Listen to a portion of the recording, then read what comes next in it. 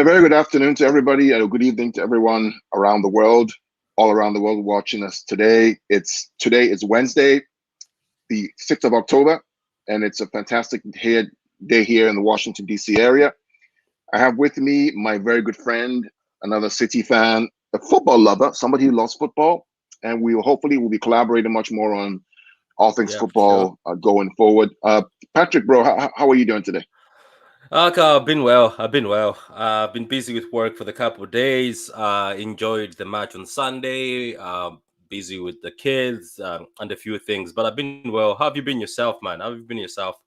Man, I've been busy. I work, and I'm taking my lunch break now from work. It's been a busy day, busy week. But in the back of my mind, bro, that game on Sunday. I mean, I coach, and it's a coach's dream. It's a coach's dream. If you really love progressive football, it's a coach's dream. I've watched that game probably 4 or 5 times, and we'll talk about it today. I've combed through different pictures, different stills. So much to learn from that game. I mean, my goodness me. It's a game for the ages. That's probably the best game we've watched in the past 2 years in terms of Premier League, even Champions League, with the fans back. Just phenomenal, man. Really phenomenal. And so I'm happy to talk to you in the next 35, 40 minutes, talk to you about the game and kind of what we learned and what the whole game meant and like. So let's rock and roll. Let's, everyone, if you're out there, comment, share. Let's see your comments. Let's see what you think. Patrick's a great guy. I really like him a lot. And not just a City fan, but also a fan of the game. So please share, please comment, and we see Charlie. Hey, Charlie, welcome. Thank you for joining. Charlie says, Charlie, "What a game! What a game was on Sunday, man. It was an amazing game." But let's kind of start off, Patrick, because it was the week from hell, right? I mean, let's talk about coming into this last week.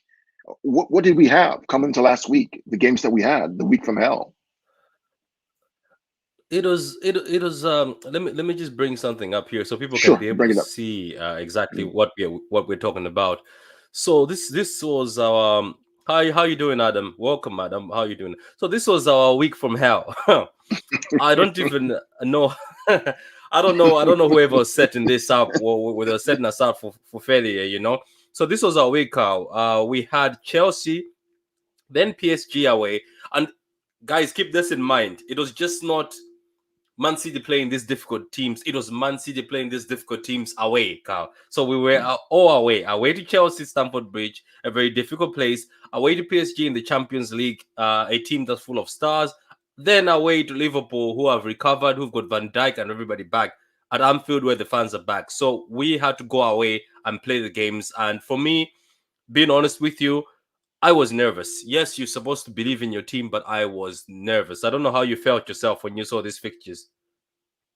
Well, I mean, it was a week from hell. I mean, literally. I mean, to play probably the three best teams in the world, bar Bayern Munich, within 8 days. We're not talking about playing them 1 week and then a week after and then a week after. We're talking about playing Chelsea at Stamford Bridge. We're going to Paris Saint-Germain with Messi, Mbappe, and Neymar on a Tuesday, 2 days afterwards. And then after they're going to Liverpool and Anfield with the whole squad except for Trent Alexander-Arnold on a Sunday.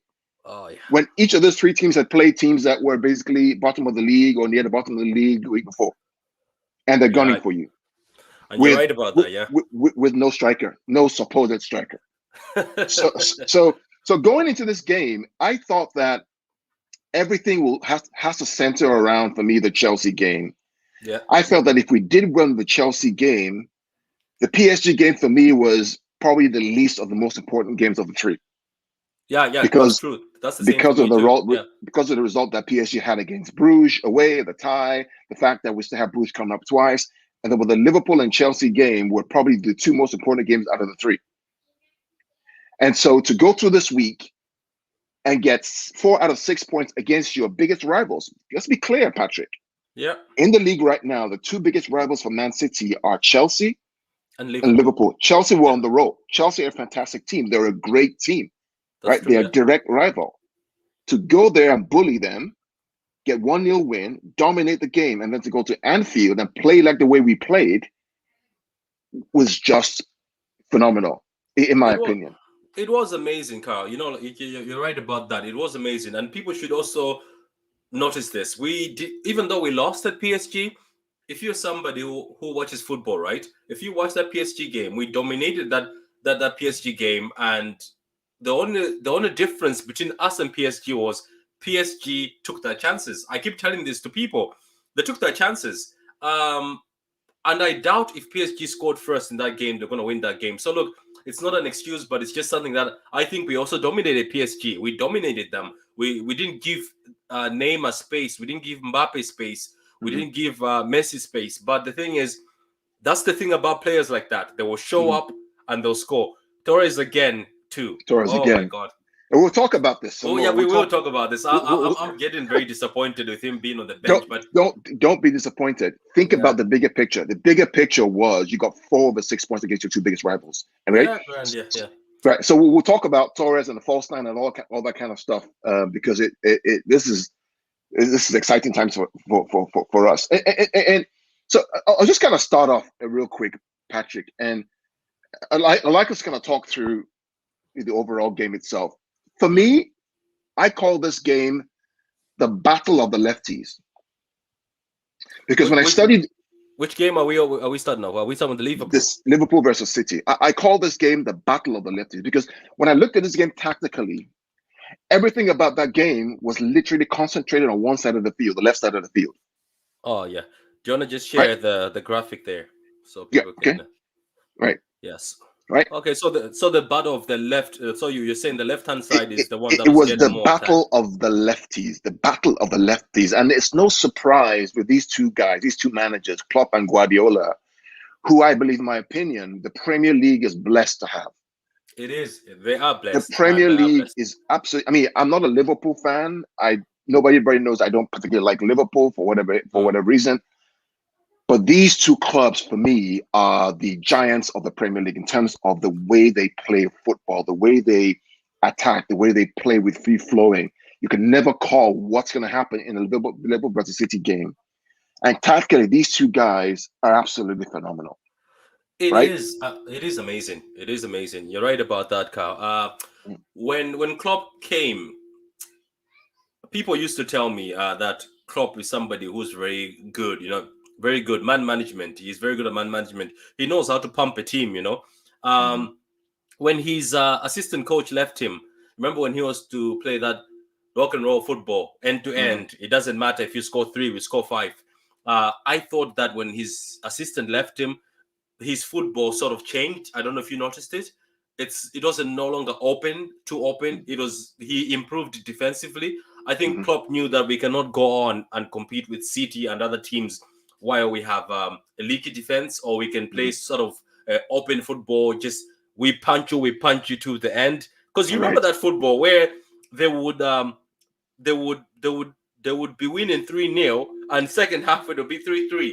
They always were open at the back. So look, fair play to Klopp. I thought when his assistant left, I thought that's the guy who used to make Klopp, but it looks like Klopp himself made Klopp because he improved the team. He made it more scary. He made them more dangerous. They are the most dangerous team in transition. Nobody can tell me anything. Maybe now a bit less. Maybe when Thiago came in, the style was changed. But I remember the prime Liverpool that could attack you and counter you, and it was so dangerous that I think defenders used to fear them. So you know what, Klopp and Pep, I think hats off. We're seeing one of the best coaches in the world, and these guys have actually brought a sort of different type of football.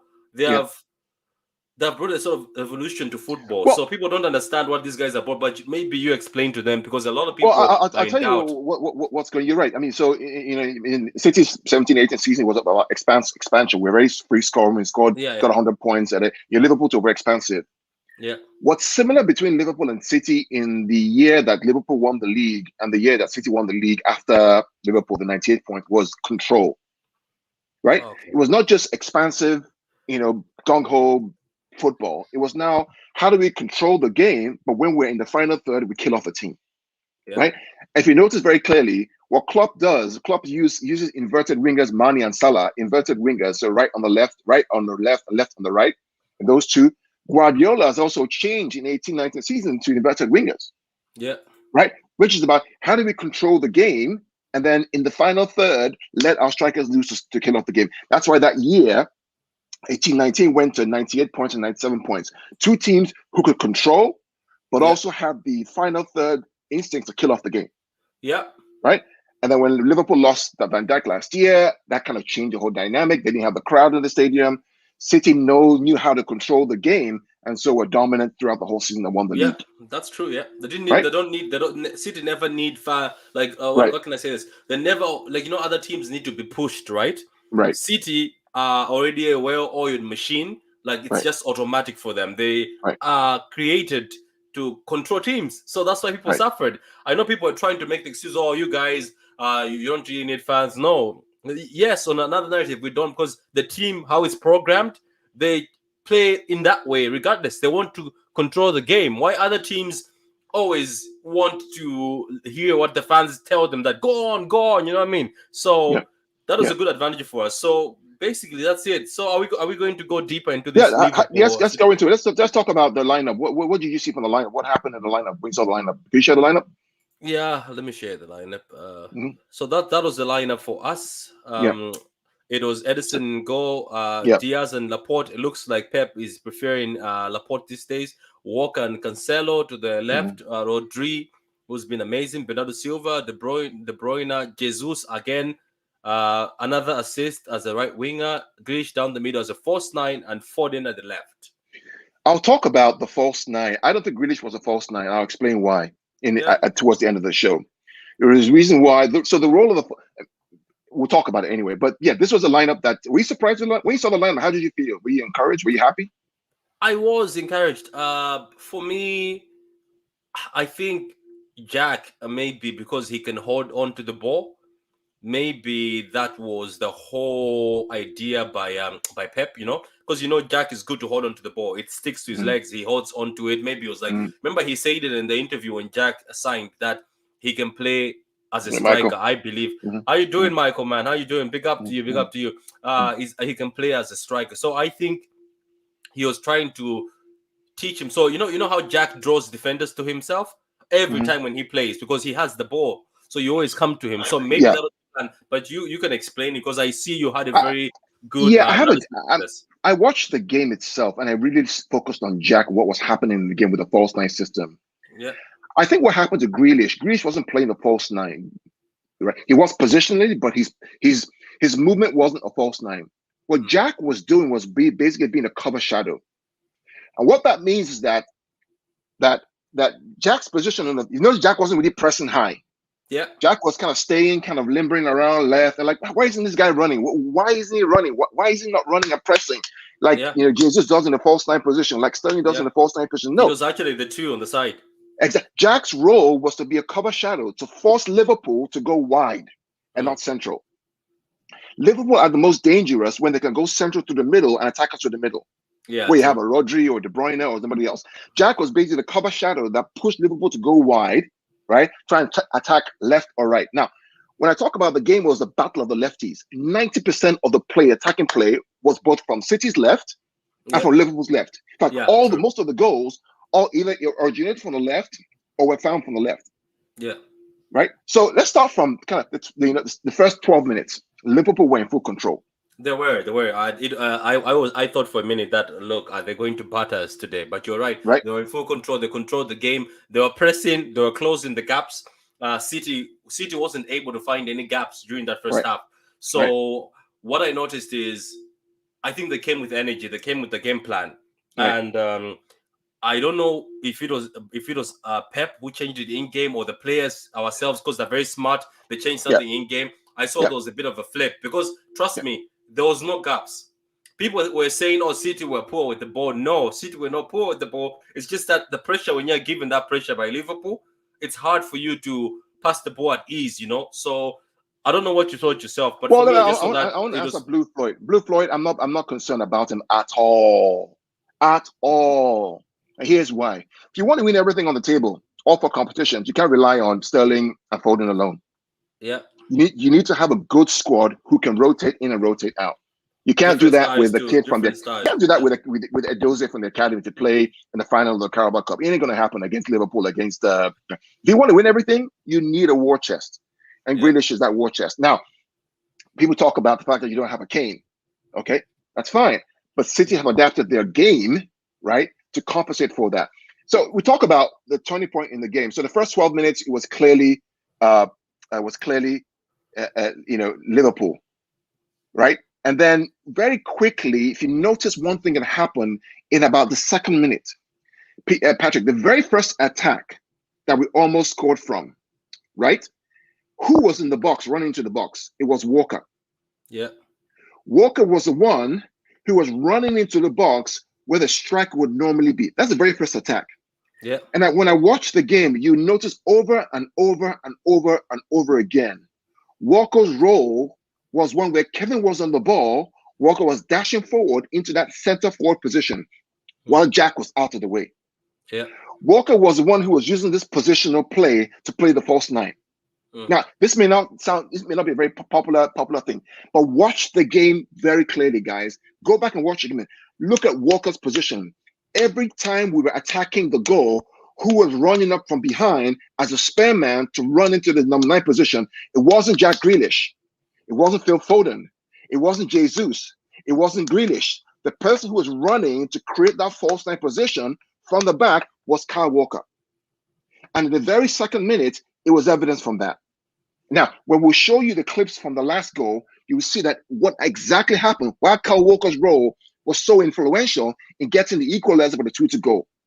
It was Kyle Walker who was playing total football to create the overload in the final third as a false 9 that allowed Kevin De Bruyne to get the ball. And I'll show you the pictures for that, right? But in terms of key matchups in the game, right? It was Walker and Diaz on Mane. It was Cancelo and Bernardo on Salah. It was Milner and Foden on the left-hand side, right? It was Jesus versus Robertson. Yeah. Right? Now, because of the false 9 system, Liverpool, very smart team, were able to basically allow Matip to walk into the midfield and always walk into the midfield because he didn't have anybody to mark. I saw him a few times because he can carry the ball very well. I saw him do that a few times, yeah. Right. And then in about the 15th minute, City began to control the game with Chris passing, with Chris moving, and then Liverpool began to drop back. They began to drop back and drop back and drop back. The key turning point in the game, Patrick, was Bernardo Silva's run. Yeah, it was. And also, I don't know if you've noticed this, and a lot of City fans, look, so there's some people who watch the game just for excitement, but sometimes you have to watch the game to see what exactly is happening. Me and Carl mentioned this, I think, about the Chelsea game. Bernardo Silva, what happens is if you block the channels to Rodri to get the ball and Rodri to connect to with the front guys like De Bruyne and Bernardo, you will notice that it used to be De Bruyne dropping also back in the days when David Silva was there, because David Silva didn't have the legs, so De Bruyne would drop and give David Silva, and David Silva would always occupy the channel to the left to pass the ball to Sane or break the line. But now I've noticed it's Bernardo Silva, and maybe because now De Bruyne is older, De Bruyne doesn't go over the line. It's now Bernardo. Bernardo can carry the ball. Now the thing about Bernardo Silva, let's remember this. We all hyped him as a replacement of David Silva, and he still is, because these two players are very similar. These two players, when the ball is between their legs, everybody has said it's difficult. That's why they call him bubblegum. You can't get the ball. So he's a secret weapon for Pep Guardiola. That's why Pep said, if Bernardo is playing at this level, trust me, when Bernardo is playing at this level, we have a chance. He goes back, as you're right. He goes back, press resistant. He was always going back to carry the ball. Try to connect with Rodri, help Rodri in defense, but always make sure that there's a pass. But the thing about him is, unlike Rodri, he's also good at carrying the ball, but Bernardo Silva carries the ball more than Rodri, if you've noticed. I think this is what the run you're talking about. Have you noticed he takes it all the way from our half, and he always gets closer to the 8-yard box, which other Right. players are not comfortable with, but he seems to be very comfortable. So Right. maybe you wanted to explain this picture, because this is the picture that is the Yeah, moment of the game. so Bernardo gets the ball, and Bernardo does what Bernardo does. Bernardo sticks the ball to his leg and doesn't lose the ball. He runs past one, runs past two, runs past three, goes in the cul-de-sac, turns it back around. Milner, what's his name? Henderson's trying to get him. Van Dijk's everybody's trying to get him. And then the final ball he now passes. So Bernardo Blaisgate plays from a number 8 position, winning the ball. Yeah. And then in the final third, he changes to a number 10. Yeah. And slips the ball through the lines onto Foden's left foot. Now, Foden makes one mistake. Foden should have taken that one chance instead of cutting back again and taking a goal. He's he does. I think. Do you know what I've noticed? And this is just me. I don't think Foden has a right foot. I don't think he's got a good right foot, because you know what another player could have done? They could have opened up their body, right? You know, when the ball is coming, not you don't control it. You open up your body and you try to swerve it over that side immediately without giving the keeper a chance. But I don't know what Foden was trying to do. I think he was trying to stick it on the corner, you know, this side of the corner, trying to sneak it in. But I've noticed he's too left-footed. Have you noticed that? He's too left-footed. I don't have a problem with that at all. I mean, he's left-footed. That's why he's on the left, right? The moment I saw the lineup, I saw Foden on the left and I saw Jesus on the right. I knew that we wouldn't lose that game. Because and you can bear me witness, right? I said that we have a chance of either tying or winning that game if we do not play inverted wingers. Yeah, you say that. If we had Sterling on the left and Mahrez on the left, we ain't winning that game. We're not going to win that game. I'll put money on that. But because we had natural wingers stretching the field with Foden on the left and Jesus on the right, we had every chance of either tying that game or even winning that game. You know, Blueprint talks about 100 million cows should have been invested in other areas. Depends on your perspective. For me, it's net 60 because we sold players. We used that money for Mencha and Angelino years ago. So we sold a lot of players. Yeah, we can't keep bubbling up this Kool-Aid from the media. The reality is that it was net 60. And 60 million for Jack Grealish, I'll take that any day. Use him where he wants to be used. People should remember that. Look, at the end of the day, we had the plan. We were going to buy Jack Grealish and we're going to buy Kane at the same time. That was our plan. Obviously, we had the watches to do it. So look, I remember you told me this, Carl, that we're going to have to play a left-footed winger who's left-footed for us to beat Liverpool, for them to be able to be against the other winger this side. And you said, obviously, somebody like Jesus who's got two-footed. Well, Patrick, I mean, let's look at the stats. Every time we've played natural wingers this season, we haven't lost a game. Serious? We haven't lost a game. We have not lost a game. That's amazing. The 2 games that we've lost this season, we've played inverted wingers. The one against Tottenham, right? Yeah. And the one against PSG. Both times inverted wingers. And what happened? They counter-attacked us because with an inverted winger, your decision making is not as quick on the left side or the right side. Because Mahrez will run back, will cut back into traffic. Grealish or Sterling would run it or cut back into traffic, blocked, and then transition out. Yeah, they come back to the trunk foot, Right, with natural wingers, you stretch the field wide. And so your first touch, your first decision is quick, it's fast, it's sharp. Right? The only team, in my opinion, that does inverted wingers well in the Premier League is Liverpool. Probably the best in the world. Yeah. Because Salah is a phenomenal beast by himself. Mane is amazing, right? Inverted wingers and the way they play with Firmino dropping as a number 10 suits them perfectly. We don't have that. In 17-18, when we played natural wingers, Sane and Sterling on the right with Aguero in the middle, we were absolutely phenomenal and dynamic. Yeah. So it's no surprise that against Chelsea and against Liverpool, the 2 biggest games, in my opinion, this season so far, Pep chose to play natural wingers left and right. Yeah, and we got 4 or 6 points. Yeah, I think I think Hugo has me wrong. Hugo, about Bernardo and Rodri, I think you came. I don't know if you came from the beginning. We were saying Bernardo is sort of a secret weapon. He drops back in and helps Rodri to defend, and he also drops back in when people block the path to Rodri. Because if you've noticed, one of the games, was it the Leicester City game? Leicester City players said, for us to win that game, we blocked, remember the 5-2-1? They said they blocked the access to Rodri. Vardy said, I was taught to stand in front. Me and Maddison were taught to stand in front of Rodri to make sure no pass, to force them go to the wings.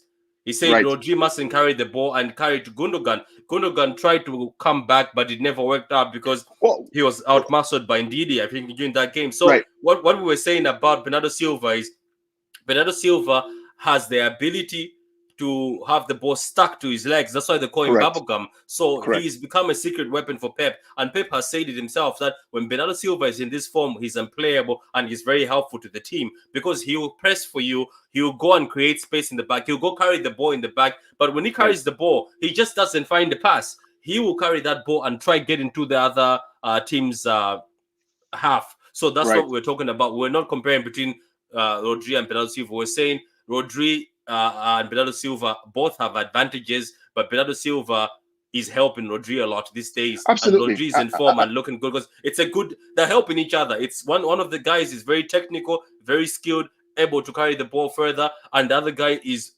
physical and very good at defending. It's become a very good marriage. That's what we can call. Well, I mean, to your point, I think and Hugo says that the straight wingers made sense for us. Just need a proper option in middle for. I agree with you, Hugo. That's true. That's true. We need a finisher. We need a finisher like Ferran Torres would do well. And Blue Floyd says Chickenfield in the summer. If we had, I don't agree with that, Blue Floyd. I think you have to be more tactically aware, and I'll talk about why. It's not a failure.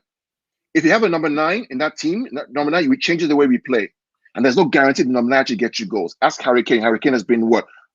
At Tottenham all year, and he hasn't scored even one goal for the Premier League. So it changes the way you play. Let me ask you something, Kara. What's this with the media saying, "Oh, if that opportunity dropped to so and so, it's because I'll tell you why. Because it's lazy. It's a lazy argument, and I'll show you why in a minute. It's a completely lazy argument. This is the same team that won the Premier League, walked the Premier League last year with no number 9. In Guardiola's best years about FC Barcelona, this is my own argument. FC Barcelona, go ahead, right? When he had Villa, Pedro, Messi, who was the number 9 there? Who was the number 9 there? Not one player was a number 9 there. Yeah, I remember he was even playing. The number 9 he was playing David Villa at the left sometimes. The number 9 he had, which was Zlatan and Eto'o, what happened to them? Got rid. Yeah, he got rid of them. Yeah, because he wants to play a Cruyff total football, which is about positional play where everybody can score. Yeah. Now, having a number 9 is a great thing. It's amazing. It's a plan B. It gives us options, right? Yeah. But in my opinion, right, I think Liverpool, who's the number 9? The number 9, they don't have a number 9 because you can't even call Firmino a number 9. Firmino is more of I think he used to be a cam. I think he used to be a midfielder himself. My question is, who is Liverpool's number 9? None, because Jota is a winger. Another question for you. Chelsea won the Champions League last year, right? Yeah. Who was the number 9? No one. I don't think we had anybody. We wouldn't even call Werner a number 9 because he's being put at the left-hand side. Yeah. Would you call Havertz a number 9? Not really. He's more like a number 10. He was right. Havertz always played false 9 right? at how many number 9? How many number 9s did Man United have last year?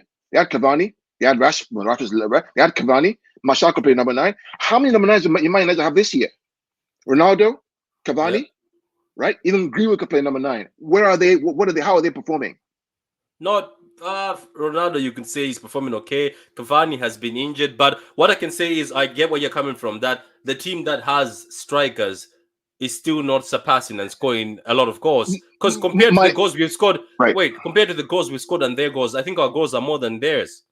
My argument is I'm not against getting number 9. If Haaland comes to the market, we get him, right? Yeah. For 2 reasons. One, he's a fantastic player, generational player. And number 2, we take him off somebody else who can get him, right? Yeah. But my argument is that we as City fans should not be feeding and be drinking this media Kool-Aid about, if you had a number 9, that goal is going to go in. It doesn't work that way, right? Yeah. Teams adapt. Teams perfect how they play to be able to achieve the results.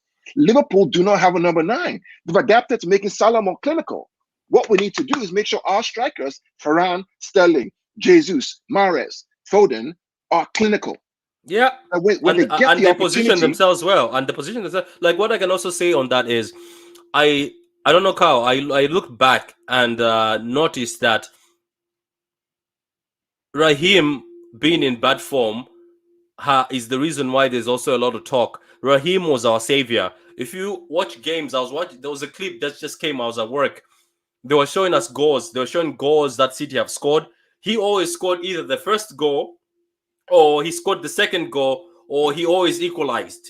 Do you get what I mean? That's what Raheem. That's how important he was when he was scoring those tap-ins, as everybody said. So those tap-ins, those cutbacks, he perfected where to stand. So when Raheem Sterling was on fire, or on the peak of his powers with the tap-ins and the goals you're scoring, he always scored for us. He opened in the Champions League multiple times. He used to open the first goal. So it's only when his goals went down, there was a bit of, whoa, we don't see multiple goals. But we were still scoring high. It's just that people were, I think, when somebody scores in your team, like let's say Salah and how Raheem was doing, it motivates other players to say we can actually win, or you have hope as fans that, oh yeah, we've scored the first one, it's out of the way. So that's what I've noticed, that it's just because he's gone down, but Gundogan came back with a few, but it's just that people are not seeing that flow anymore, or those tap-ins that used to be our signature. Bernardo would hit few of them, which at the end of the day, it might, you're right about it. If we had a striker, it's called a vocal point. Yeah, he's a vocal point. I will show very quickly at the end exactly what I'm talking about. So a striker is a vocal point. So we changed the whole game, and it changed how we play. It completely changed how we play. So Blue Floyd says he's been going to games for 50 years. Don't see how, right? So I respect you for going for 50 years, but doesn't make you a better opinion. Doesn't give you a better opinion than people who are watching on TV. In fact, we actually probably have more tactical insight than those who are going to be for 50 years, because we watched all the games.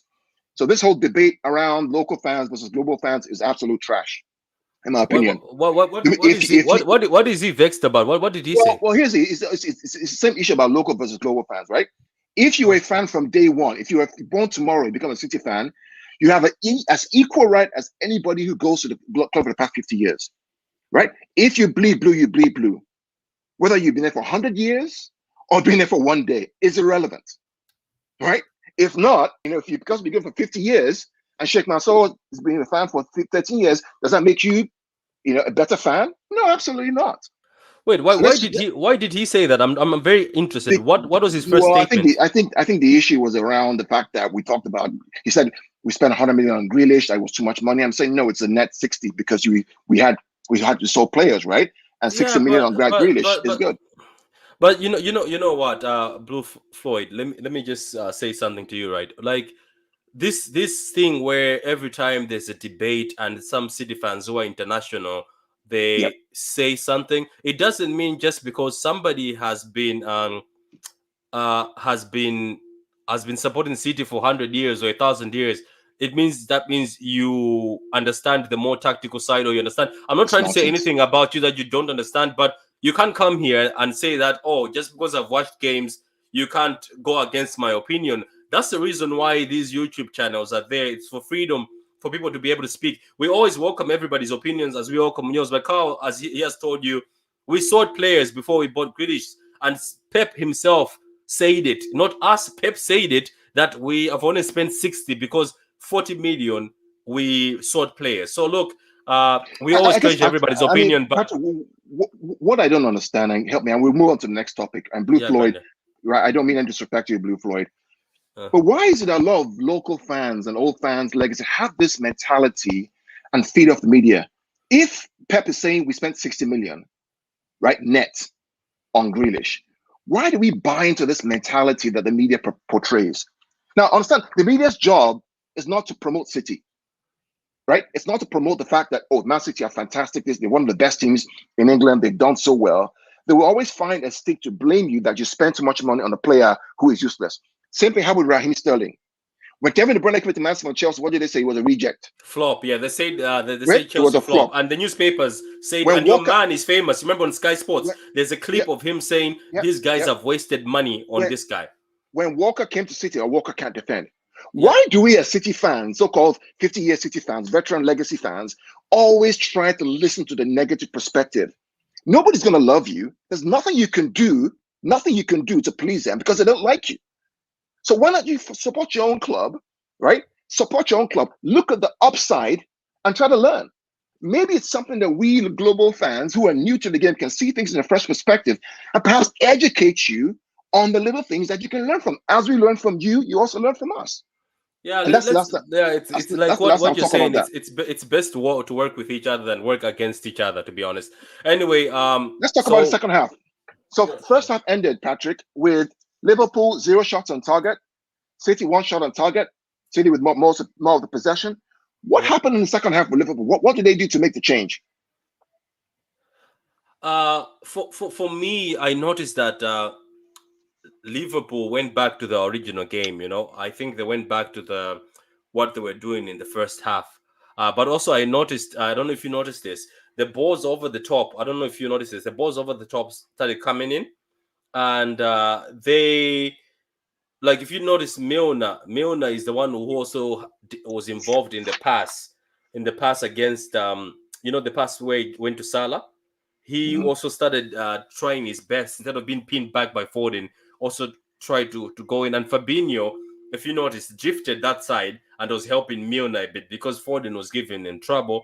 And if you also noticed, I think that was the side they were concentrating because they knew the only goal that's gonna come in is from Salah. Do you know what I mean? They Yep. knew it's gonna come Yep. from Salah, or whatever Yep. magic comes from Salah. So you were right about that. But they were better second half. Came in with better energy because they were beaten. They were beaten in the first half. They were not pressing anymore. They looked like they were lost. They didn't know what hit them. So I think they went back to their first plan. But as Klopp said, I told the boys that you have to try better passes, like assured passes when you're passing over the top, More passes. or when you're passing to each other, assured passes. Because he said sometimes you are trying things and they're not working. That's how I saw that change. But I think what changed was just the mood. They came out to fight and they were pressing, and they were not letting City dwell on the ball for so long. Because in that part of the first half, they were allowing City to pass around. They were just allowing City to pass around, and there was a lot of gaps being opened. So that's what I noticed in the second half. I don't know what you noticed yourself because I know you've got so many notes on this.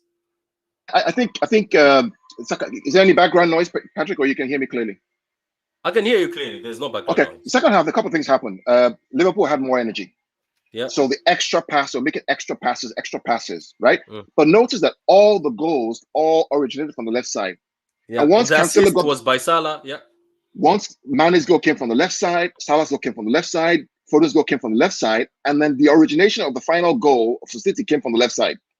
Right. So essentially, what happened was that Klopp and Guardiola knew that the weaknesses of both teams was left side. Yeah. Cancelo already had a yellow card. Yeah. Remember? Which means he couldn't make another tackle because another yellow means he's off. Was another same with Milner? And the same with Milner. But Milner got away with the second yellow with that referee. I don't know what referee was thinking. Right? Yeah. When he gave him the second yellow card. Right? So more energy. Cancelo was on the yellow card, but the game was basically played between the two managers tactically on the weakest side of each team. You hardly saw any chances from Walker's side, from Mane and Walker's side. Mane had to switch to the left side to work with Salah to attack Cancelo down that side. Yeah. All the goals from City originated from the left side with Foden, De Bruyne, Bernardo on the left side. Nothing really came from Jesus on the right side because of Robertson was there. Yeah. So the game was literally played on the left side of the field. Again, kudos to the managers, Klopp and Guardiola, for recognizing where their weaknesses are and trying to attack that side. I thought it was a fantastic game overall on those two sides. But Salah scores up and Mane scores a goal. Then Salah scores. I mean, kudos, respect to Salah. I mean, that was amazing. There's nothing bad you can say about that. That was amazing. That was something you'd see Messi do. You know what? This is what I wrote. I wrote a status. I was like, it's about time for us to. No, it's been long overdue to give this man his flowers. It's been long overdue to finally say he is the best winger in the league. Let's just be honest. I'm sorry.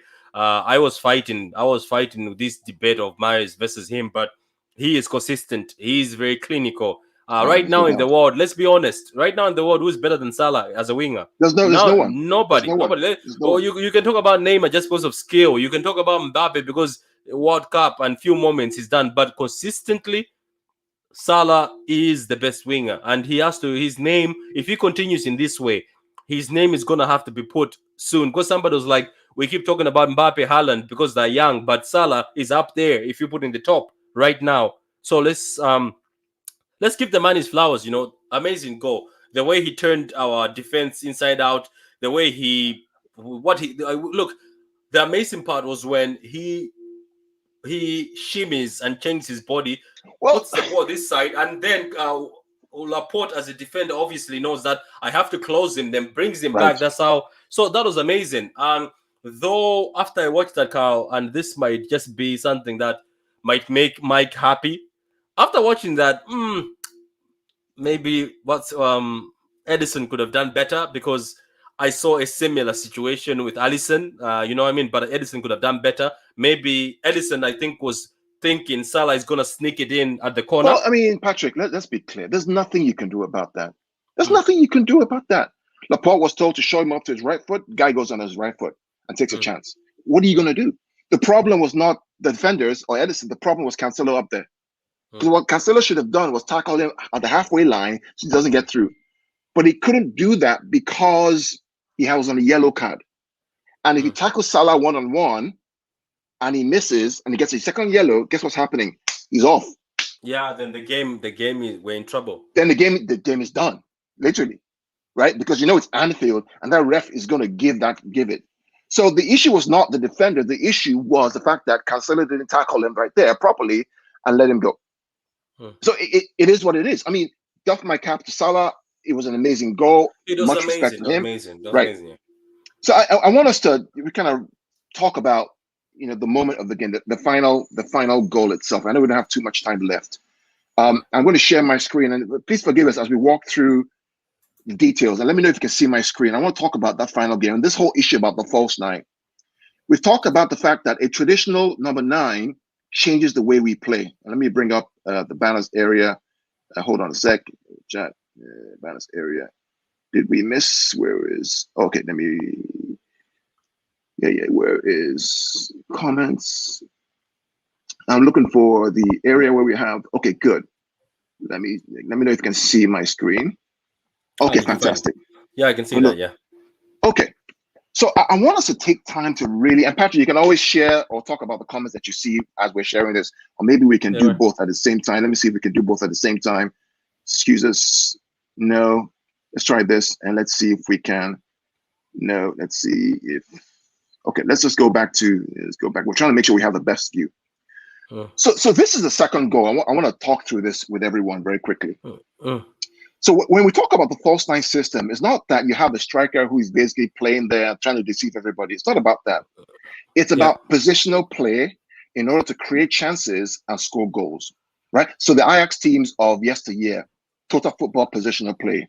The FC Barcelona team was about rotation of players in order to create chances to score a goal, right? It's about players moving into areas that are vacant so we can create a goal, right?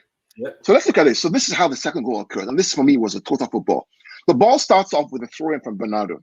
Okay, so Bernardo is right here. Can you see my? That's Bernardo. Okay, this is Foden. This is Sterling. This is De Bruyne. Ball starts here, right? And then we go on to the next team.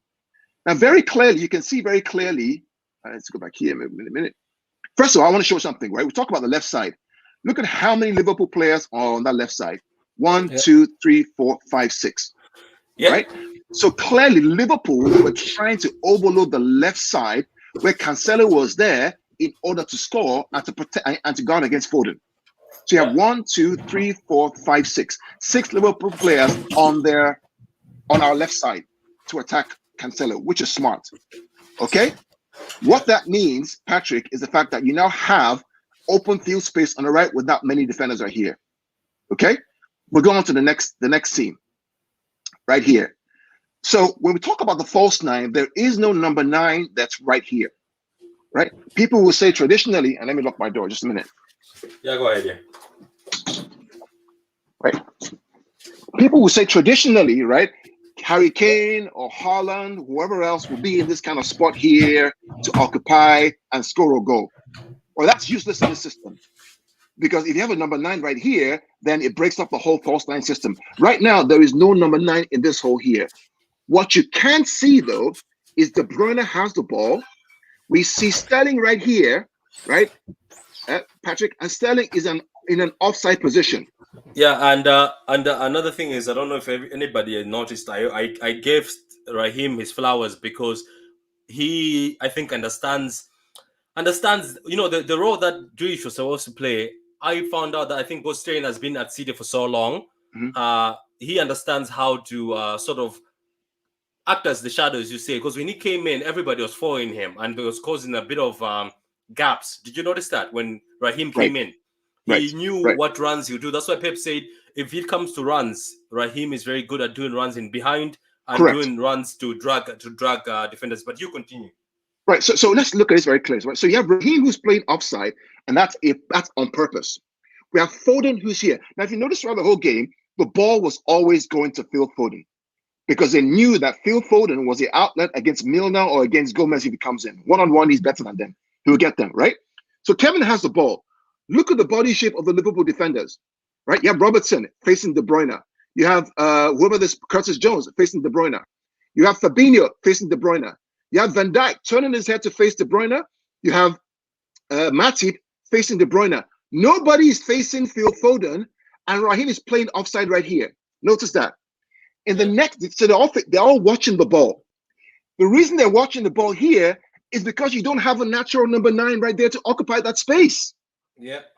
So they're trying to decide, how do we mark and take care of these guys one-to-one? There's nobody right here.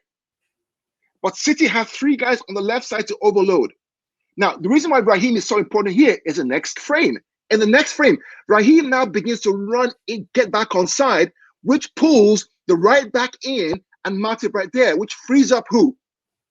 Frees up who? Foden. Foden. 1v1. Now, here's the question for you, Patrick. Where's Kyle Walker in this frame? Kyle Walker's not even on the field. Yeah, he's not on the field yet, but he's not even on the screen. Yeah, he's way back here. Yeah, right? He started running, I think, in a moment somewhere. He started running when Kevin was on the ball. He started running. He made that run 6 times in the game, starting from minute 2.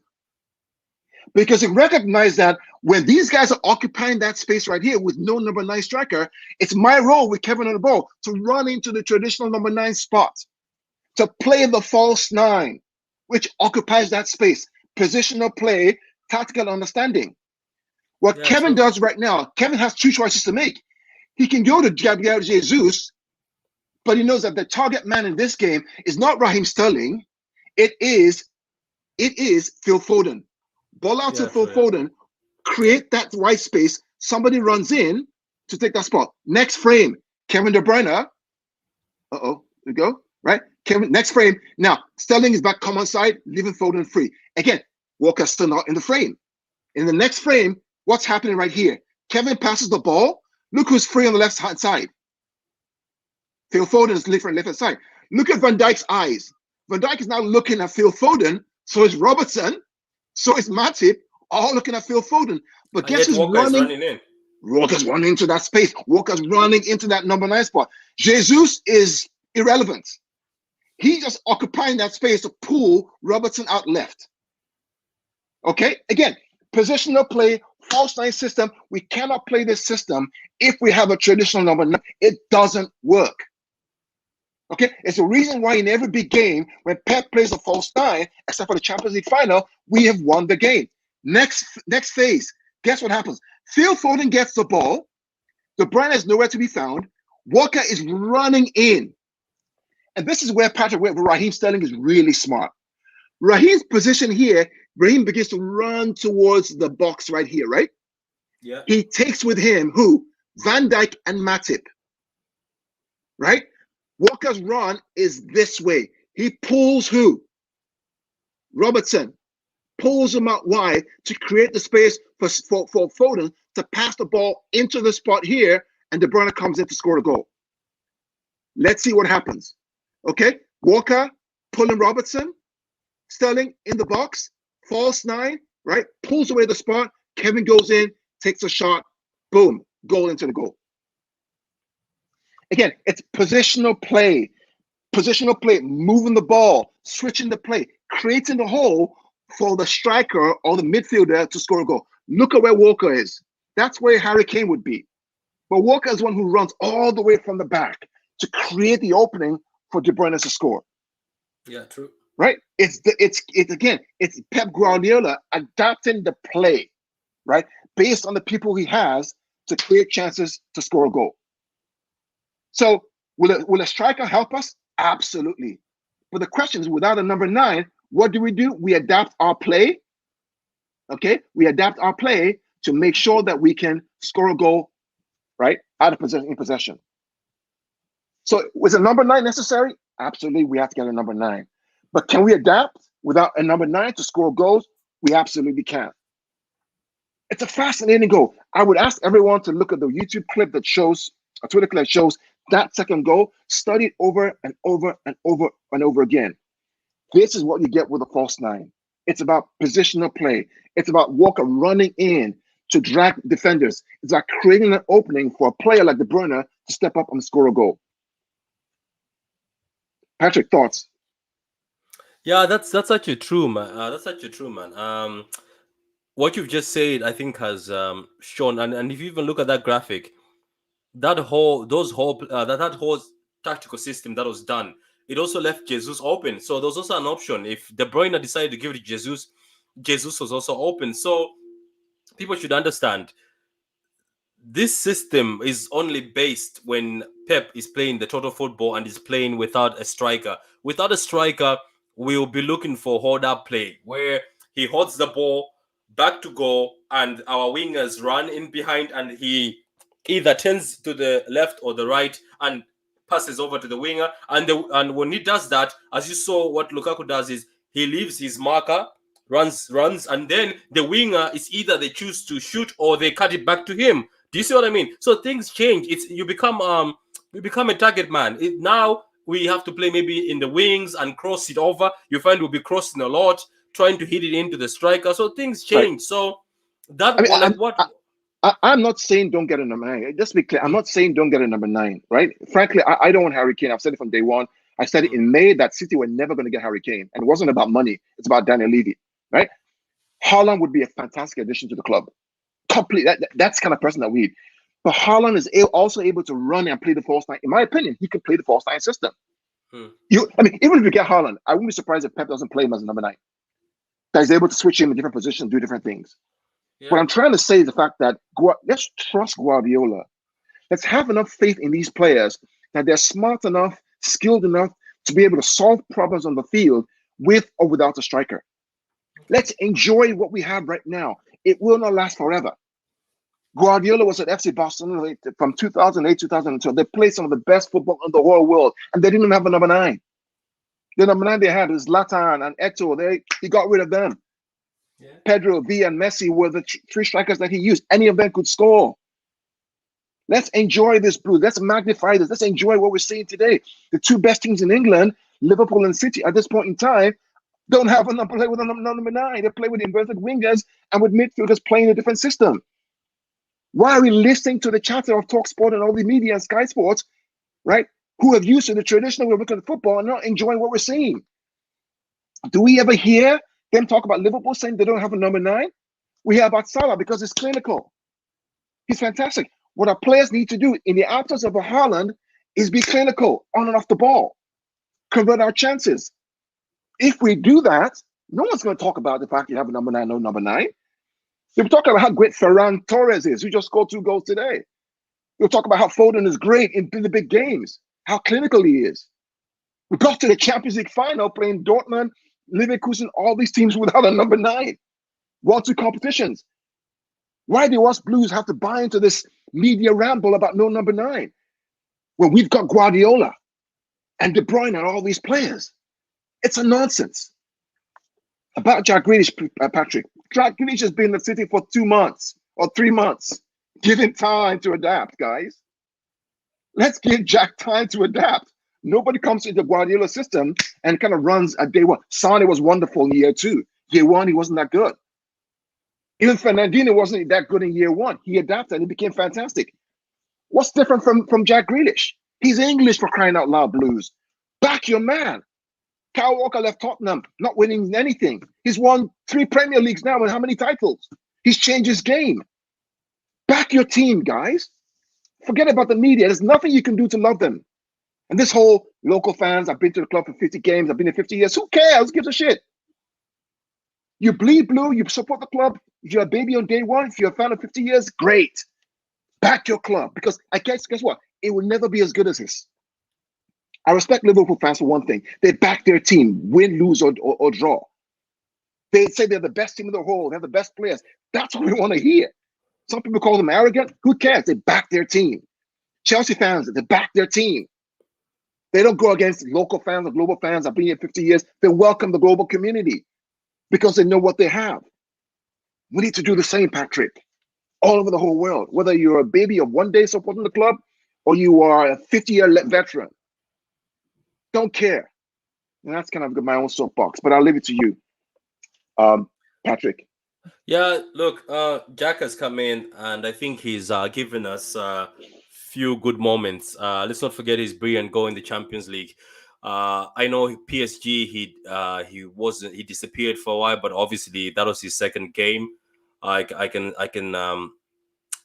say that it's because it was his second Champions League game. It was against Stars. I'm pretty sure he was a bit dazed, you know. So let's give him a few games. Let's give him more games and see how he adapts. I know Riyad Mahrez came in.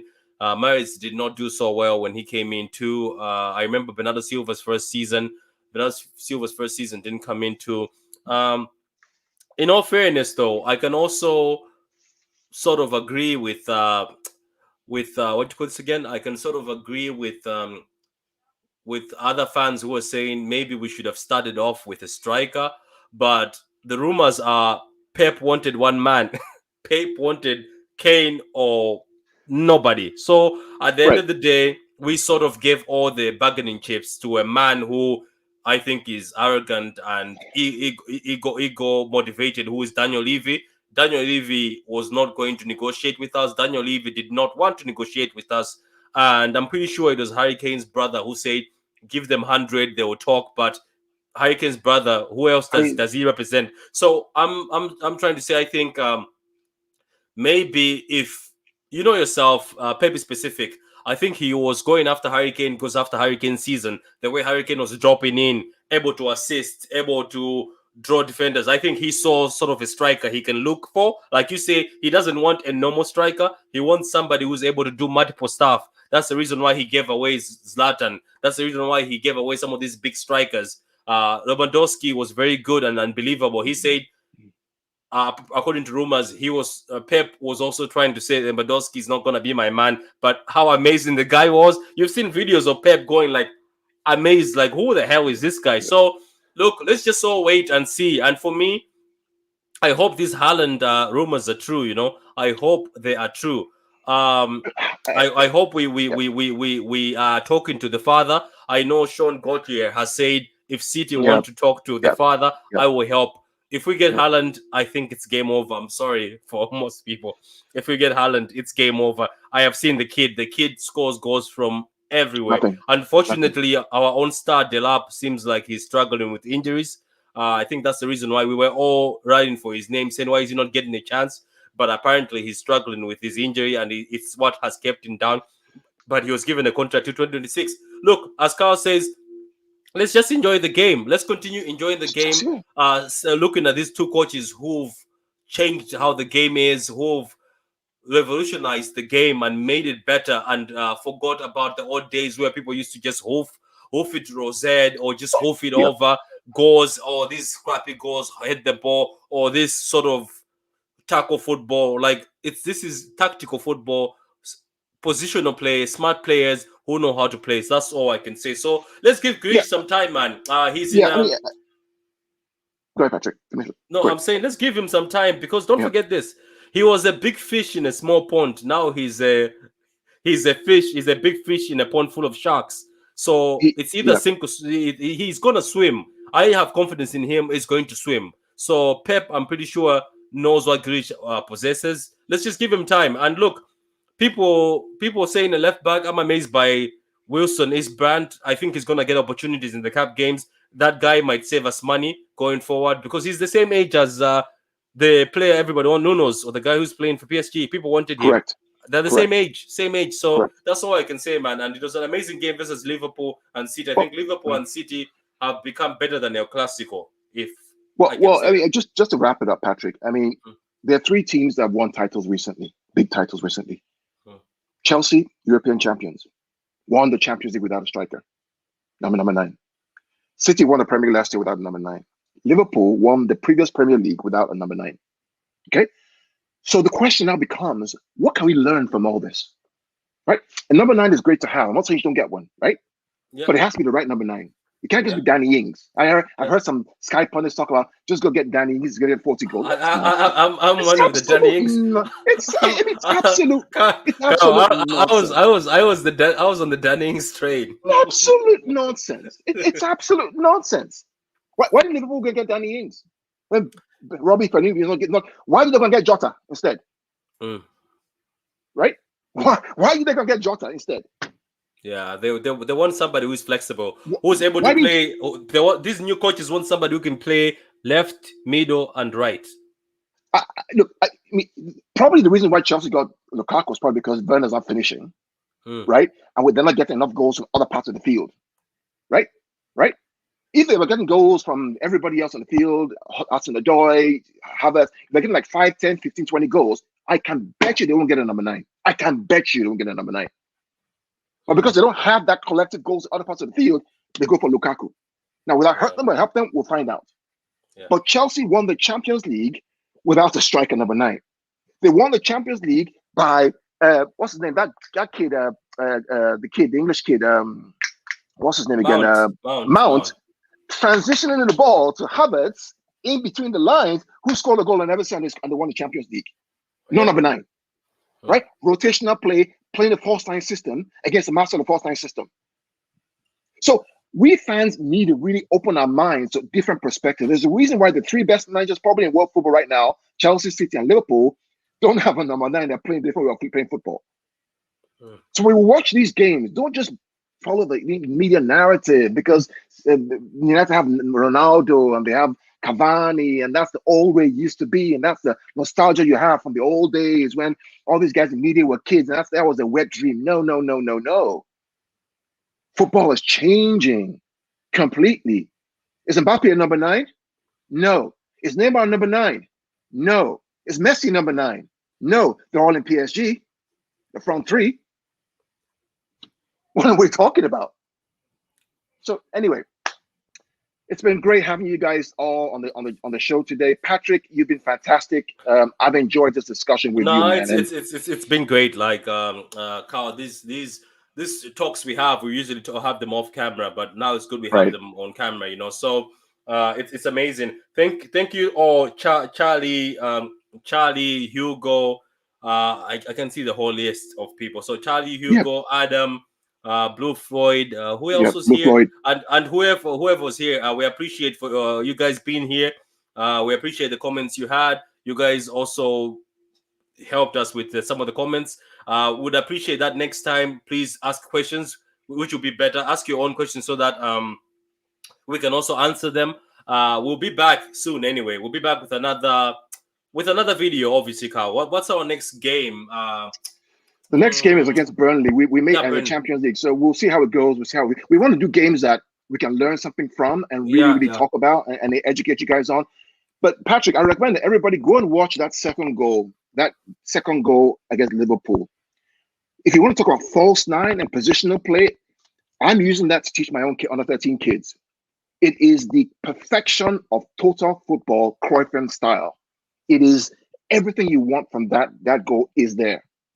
If you don't understand the false 9 system, watch that goal. Watch the role of Foden, of Walker, of Sterling. The movement off the ball, not on the ball, off the ball. You will learn so much from that, and you'll be better educated. So, with that, Patrick, this has been great, bro. I know we've gone over. Amazing, man. Amazing. Thank you so much to everyone. Cheers, and we'll talk to you soon. Thank you. Bye. Bye.